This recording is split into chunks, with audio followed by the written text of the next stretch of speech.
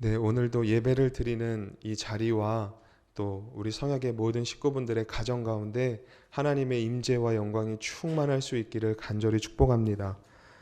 본문의 말씀은 세례 요한에게 세례를 받으시며 이 땅에서 이제 본격적으로 하나님 나라의 일을 시작하시는 예수님의 모습에 대해서 소개를 하고 있습니다. 특별히 예수님이 세례를 받으시는 이 내용은 사복음서에 모두 기록이 되어 있는 말씀인데요.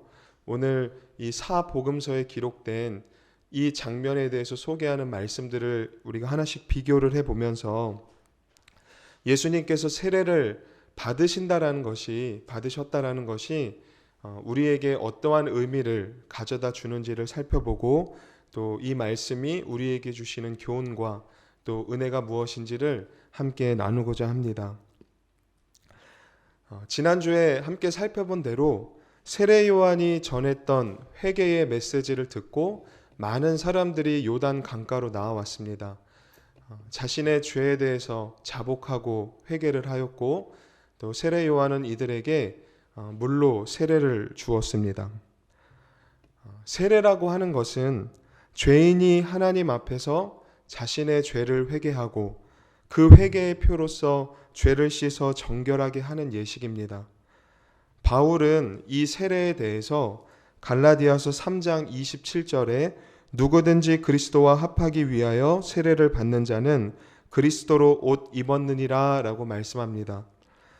그리스도와는 무관한 삶을 살던 옛사람의 모습과 죄를 회개하고 돌아서서 그리스도와 연합하는 삶을 살겠다는 믿음의 결단과 신앙 고백이 바로 세례라고 하는 것입니다.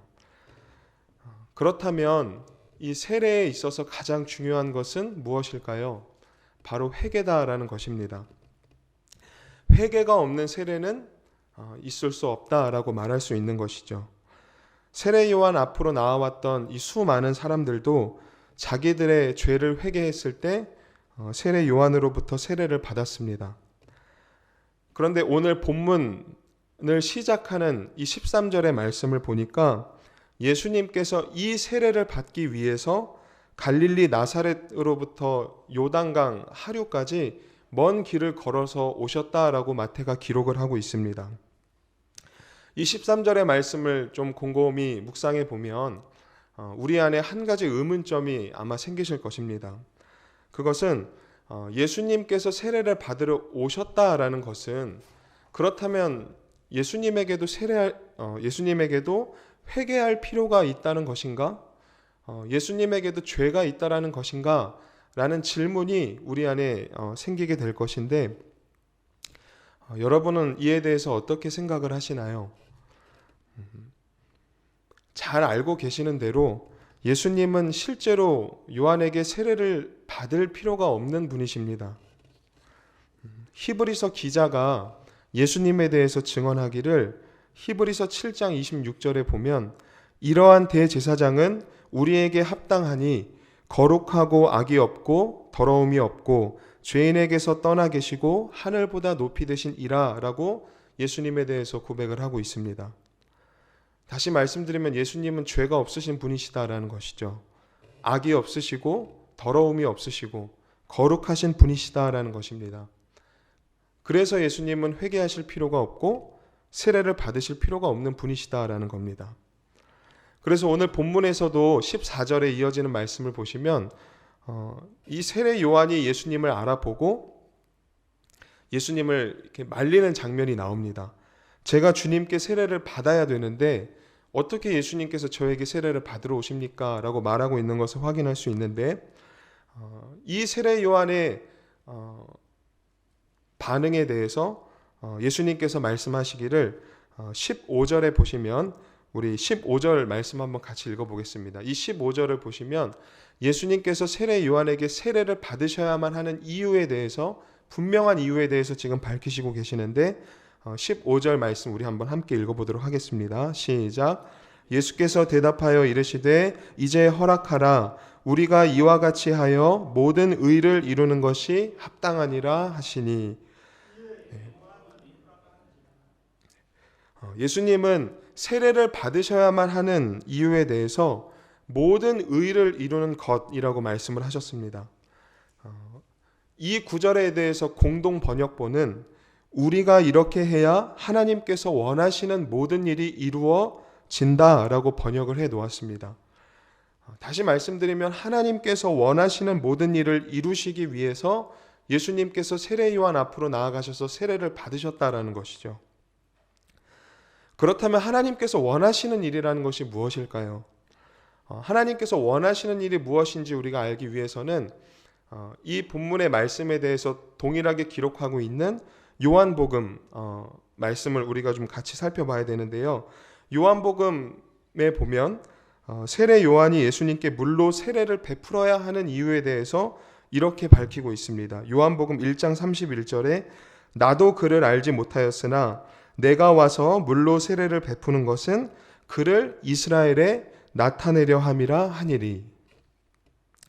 그러니까 하나님께서 원하시는 일은 예수님을 이스라엘 백성들에게, 유대인들에게 나타내고 드러내는 것이라는 것을 우리가 확인할 수 있습니다. 그렇다면 하나님은 이 유대인들에게 예수님을 어떠한 존재로 알리시고 싶으셨을까요? 요한복음 20장 31절 말씀을 통해서 우리는 하나님의 원하시는 뜻이 무엇인지를 우리가 확인할 수 있는데, 요한복음 20장 31절 말씀입니다. 오직 이것을 기록함은 너희로 예수께서 하나님의 아들 그리스도이심을 믿게 하려 함이요 또 너희로 믿고 그 이름을 힘입어 생명을 얻게 하려 함이라. 이 말씀을 근거로 보면 하나님이 원하시는 일은 우리가 예수님을 하나님의 아들 그리스도로 믿는 것입니다.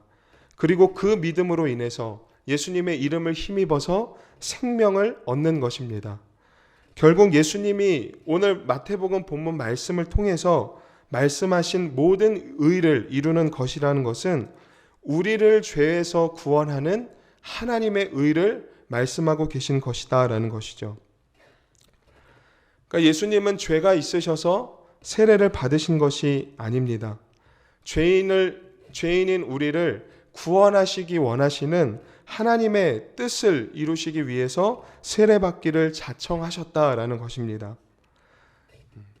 구약 성경에 보면 속죄 제사라는 것을 드릴 때 제사를 드리는 사람이 이제 제물로 드릴 그 동물 짐승 머리 위에다가 이제 손을 얹고 안수를 하는 장면이 나오는데, 이러한 행동을 하는 것은 이제 자신에게 있는 죄를 이 행위를 통해서 이제 제물로 사용되어질 이제 짐승에게 이 짐을 이제 짊어지게 하는 행위입니다. 이것을 신학적인 용어로는 죄의 전가라고도 하는데, 오늘 본문에서 예수님이 세례를 받으시는 것이 바로 이런 의미를 가지고 있는 것입니다. 그러니까 예수님이 세례를 받으심으로 인해서 우리의 모든 죄가 예수님께 전가되었다라는 것이죠. 그래서 이것에 대해서 이사야 선지자는 여호와께서 우리 모두의 죄악을 그에게 담당시키셨도다라고 말씀하고, 세례 요한도 요한복음 1장 29절에 보라 세상 죄를 짊어지고 가는 하나님의 어린 양이로다라고 고백을 합니다. 그리고 사도 바울도 고린도 후서 5장 21절에 하나님이 죄를 알지도 못하신 이를 우리를 대신하여 죄로 삼으신 것은 우리로 하여금 그 안에서 하나님의 의가 되게 하려 하심이라 라고 고백을 하고 있습니다. 이처럼 예수님이 세례를 받으신 것은 죄인인 우리의 구원을 위한 하나님의 의를 이루기 위함이었습니다. 하나님이 원하시는 일을 하기 위해서 죄를 알지도 못하신 분이 우리를 위해서 죄인이 되신 것이고, 완전히 거룩하셨지만 씻음을 받아야 하는 것처럼 세례를 받으신 것입니다. 하나님을 위해서, 또 저와 여러분들을 위해서 하나님이신 예수님이 죄인인 우리와 자신을 동일한 위치에 두신 사건이 바로 예수님이 세례를 받으신 사건이다라는 것입니다. 이를 통해서 예수님의 관심은 자신의 신분이나 위치에 있지 않고 또 자신이 원하시는 일에 있지 않고 오직 하나님 아버지께서 원하시는 일, 그리고 스스로를 구원할 수 없는 저와 여러분들을 살리시는 일에 예수님의 모든 관심과 초점이 맞추어져 있었다라는 사실을 우리는 본문 말씀에서 확인을 할 수 있습니다.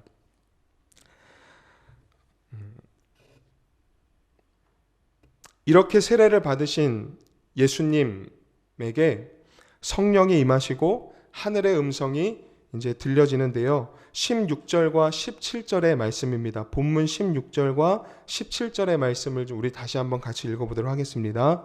시작. 예수께서 세례를 받으시고 곧 물에서 올라오실새 하늘이 열리고 하나님의 성령이 비둘기같이 내려 자기 위에 임함을 보시더니 하늘로부터 소리가 있어 말씀하시되 이는 내 사랑하는 아들이요 내 기뻐하는 자라 하시니라.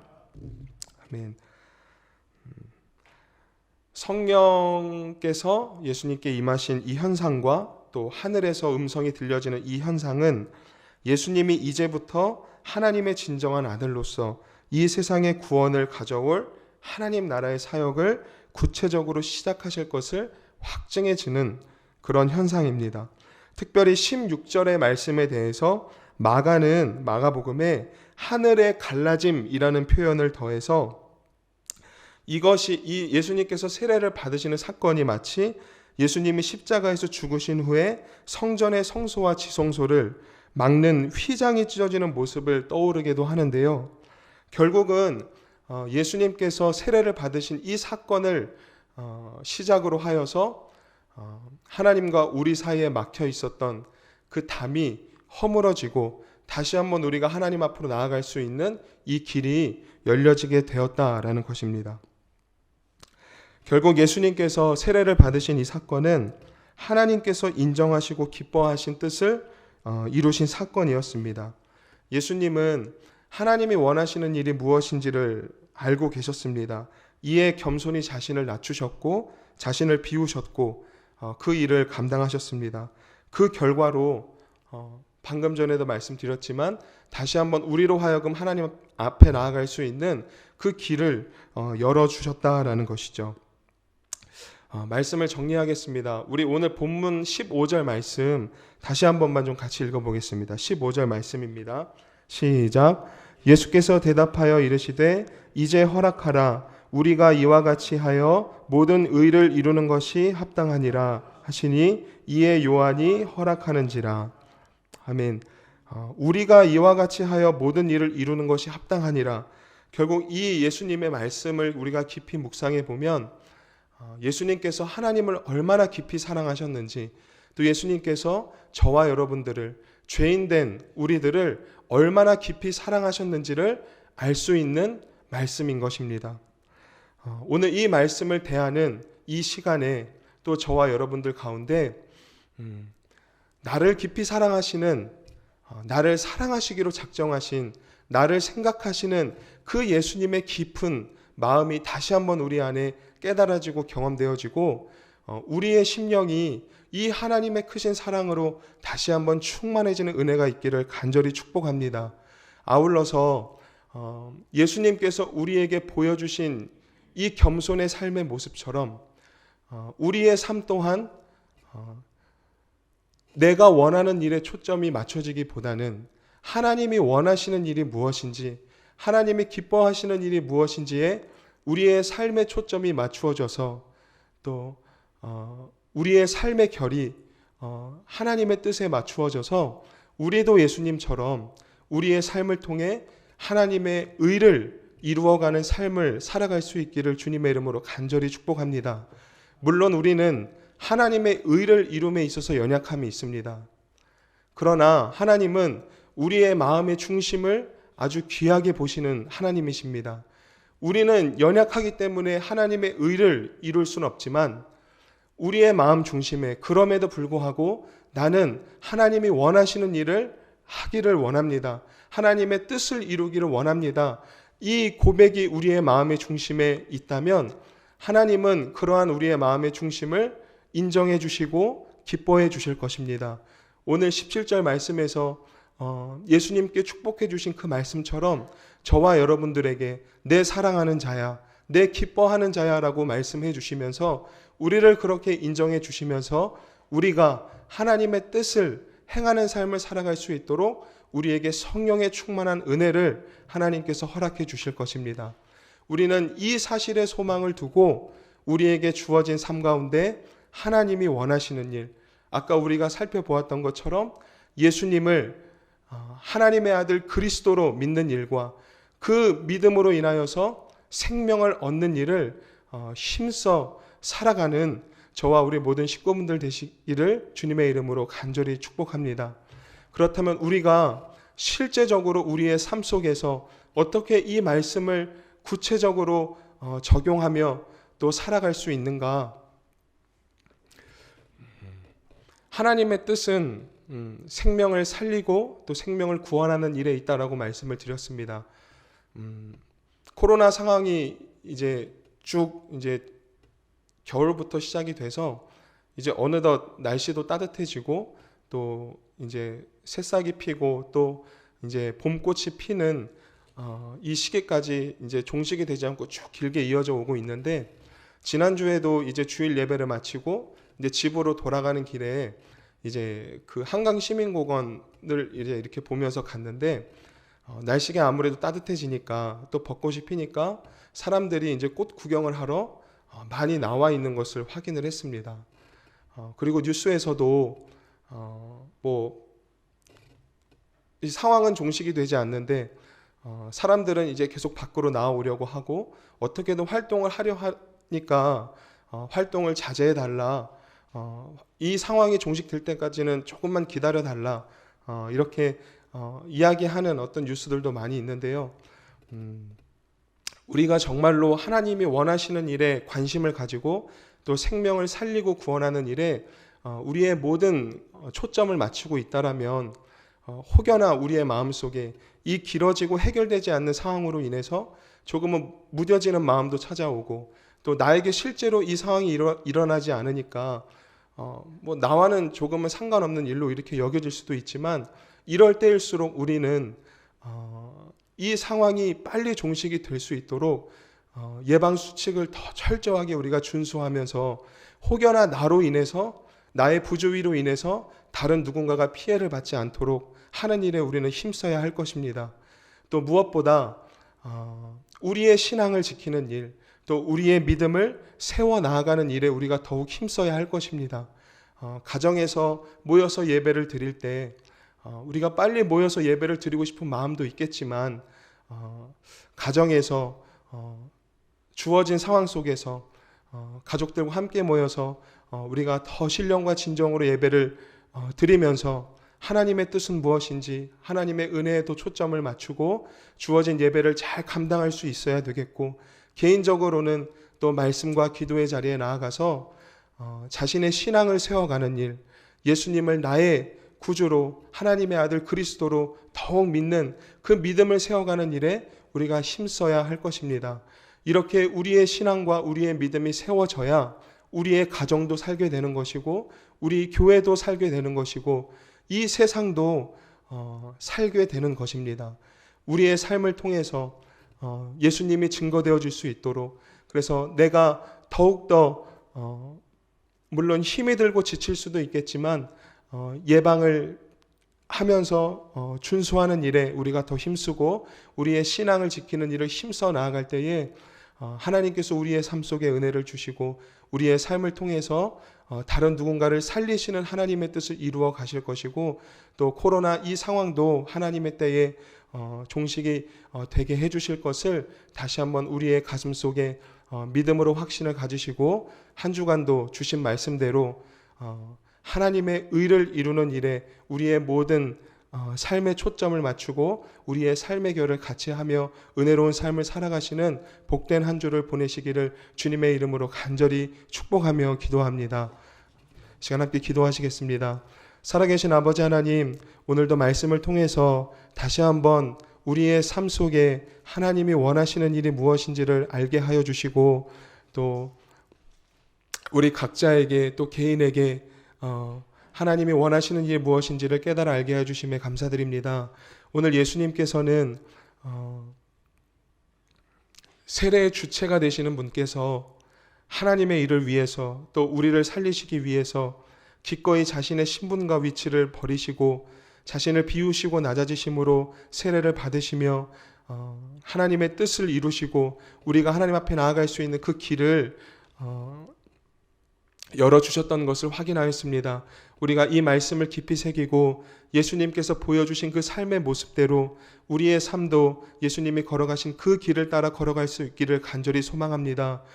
무엇보다 하나님이 원하시는 일이 무엇인지에 대해 우리의 생각과 우리의 초점과 우리의 관심을 맞출 수 있는 은혜를 더하여 주시고 우리의 삶을 통해 연약하지만 하나님이 기뻐하시는 일을 힘써 행할 수 있도록 한 주간도 우리의 삶을 붙들어 주시고 인도하여 주시옵소서. 특별히 이 코로나 상황이 언제 종식이 될지 우리는 알지 못합니다.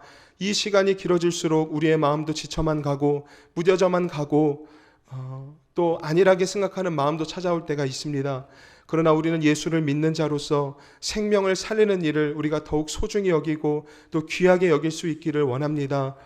예방수칙을 잘 지키면서 혹여나 나로 인해 다른 누군가가 피해를 받지 않을 수 있게 이 일을 힘쓸 수 있게 도와주시고 무엇보다 수고하고 있는 모든 의료진들과 또 국가의 실무자들을 위해서 우리가 기도하는 일을 멈추지 않게 도와주시고 또 개인적으로도 말씀과 기도의 자리로 나아가 또 예배의 자리로 나아가서 자신의 신앙을 세우는 일을 힘쓸 수 있도록 하나님께서 그렇게 우리의 삶을 인도하여 주셔서 주어진 상황 속에서 하나님의 뜻을 이루어가며 또 누군가를 살리고 누군가에게 힘을 주고 위로를 주는 은혜로운 복된 삶을 살아가는 우리 모두가 될 수 있도록 한 주간도 우리의 삶을 지켜주시고 인도하여 주시옵소서. 예수님의 이름으로 감사드리며 기도드립니다.